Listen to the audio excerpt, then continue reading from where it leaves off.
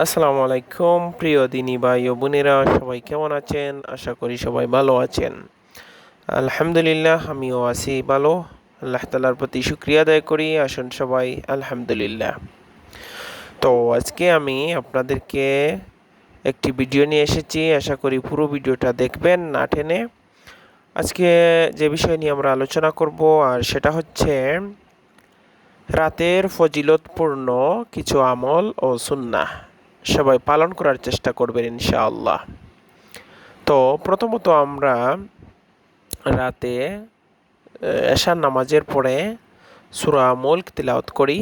কম বেশ সবাই প্রতিদিন সূরা মুলক তিলাওয়াত করার চেষ্টা করব ইনশাআল্লাহ, সেটাকে অভ্যাসে পরিণত করব। দ্বিতীয়ত হচ্ছে সূরা বাকারার শেষ 2 আয়াত পাঠ করা।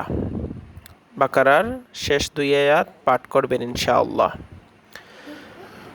সূরা ফাতিহা, সাইর কাফিরুন, ইখলাস, ফালাক ও নাস পাঠ করা। কালেমা শাহাদত ও দুরুদ শরীফ পাঠ করা। সবসময় কালেমা শাহাদত ও দুরুদ শরীফ পড়বেন রাত্রে। এবং সুবহানাল্লাহ 33 বার, আলহামদুলিল্লাহ 33 বার, আল্লাহু আকবার 33 বার পড়া। এবং আয়াতুল কুরসি ও সাইয়্যিদুল ইস্তেগফার, যেটা আয়াতুল কুরসি আমরা অনেকেই কম বেশি সবাই পারি, আর সেটা হলো সাইয়্যিদুল ইস্তেগফার। সবসময় রাত্রে সাইয়্যিদুল ইস্তেগফার এবং আয়াতুল কুরসি পাঠ করার চেষ্টা করবেন ইনশাআল্লাহ।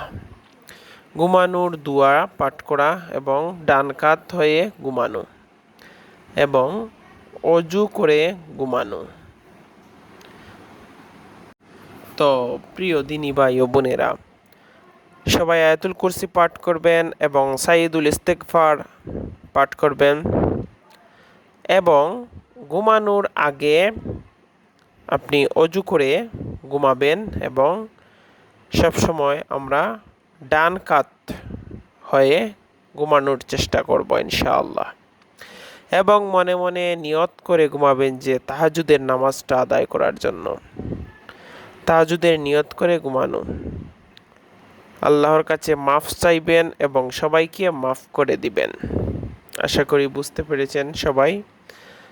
এগুলা আমল প্রত্যেক দিন রাতে করার চেষ্টা করবেন, কারণ এগুলা রাতের ফজিলতপূর্ণ আমল ও সুন্নাহ।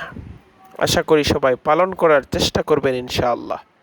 আল্লাহ তাআলা আমাদের সবাইকে তৌফিক দান করুক। আমা তাওফিকু ইল্লা বিল্লাহ। আশা করি SR ইসলামিক চ্যানেলের ভিডিওগুলো যদি আপনাদের কাছে ভালো লেগে থাকে, তাহলে প্রিয় দিনী ভাই ও বোনেরা,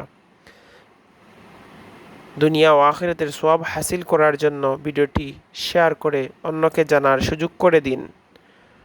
এবং ভালো থাকুন, সুস্থ থাকুন এবং SR ইসলামিক চ্যানেলটাকে সাবস্ক্রাইব করুন।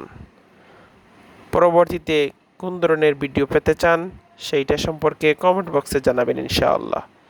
আসসালামু আলাইকুম ওয়া রাহমাতুল্লাহি ওয়া বারাকাতুহু।